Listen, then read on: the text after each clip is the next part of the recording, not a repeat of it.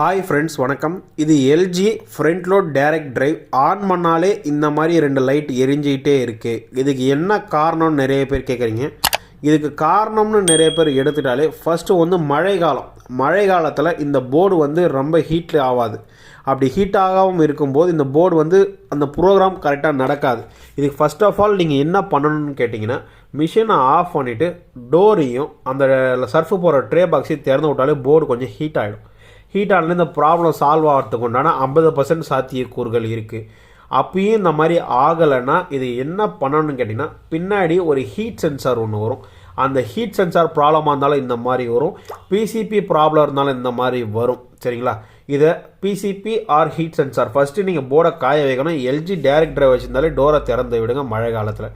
வேறு என்ன டவுட் இதை பற்றின வீடியோ வேணாலும் கமெண்ட் செக்ஷனில் கேளுங்க, கண்டிப்பாக ரிப்ளை பண்ணுறேன். வீடியோ பார்த்ததுக்கு மிக்க நன்றி.